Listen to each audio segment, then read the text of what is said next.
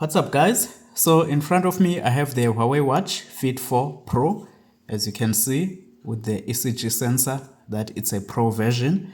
I have the black version here, but in today's video I want to focus on sports apps or apps that you use if you are a sports person or an athlete. So the first app that I want to show you is workouts. This app is where you see the list of all exercises that you can do, and they are listed based on the last exercise you have done. For example, for me, the last exercise I've done is strength training. As you can see, it's at the top of the list, but I can also do outdoor run, yoga, as well as other types of exercises such as skipping, aerobics, HIIT exercises, and many more. So this watch has a lot of exercises and sports tracking features. It has more than 150 sports that it can track. So currently you can see a few of them, but if you want a specific sport to track, you can click add, and then you'll scroll here, you'll see a lot of sports features that this watch can track, like boxing. You can also see here there is kendo, single bar, there's parallel bars, there's a lot like dance, even esports is supported. So you can see martial arts is even here. A lot of sports this watch can track. Okay, and then another app that is useful for athletes is workout records. So if you click on workout records, this is where you see the most recent activities that you have done. They are here, but you can also find them on the Huawei Health app. So for example, if I click on the last run that I've done, you will see a lot of data in here that has been collected. Since the watch has a dual band GPS, so it does show some map of how I ran. I did a straight run, I went up and back, so it was an easy run.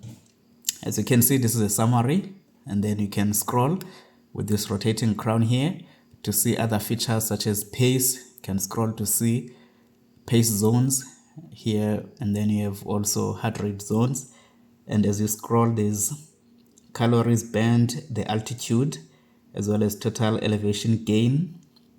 And if you scroll again, you'll see cadence, there's steps, and then it has advanced metrics such as right or left balance. As you are running, it tracks the form of which side are you leaning on. So there's also vertical oscillation, ground contact time, among others. Then this is my aerobic as well as anaerobic stress, which also includes the training load, as you can see right there. This was the recovery time, so it was 49 hours after this particular exercise. And then my VO2 max. And then if you click on the splits, you will see how I did on each kilometer. So this is how I did on each kilometer, as you can see right here. And then another app that is useful for this watch is the workout status. So workout status will show you your running ability index, which increases the more you run. Because this watch is focused mostly on runners, so it has running ability index. And then there's a training load, which tracks your training load over the past 7 days. It does not reset on Mondays, just like Sunto watches and others. And then you also have training index. This is a difference between chronic training load and acute training load. So here, chronic training load is called fitness and acute training load is called fatigue. As you can see, they are both on the decreasing trend. And then if overall, my training index is on the upward trend. And then the recovery time here, usually the time counts depending on the number of hours you have to recover, and then you have a percentage here as well.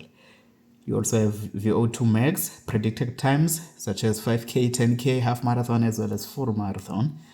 And then those are the three main useful apps for athletes and especially the runners. There are many apps that I'll show you on other episodes. Just make sure that you like, subscribe.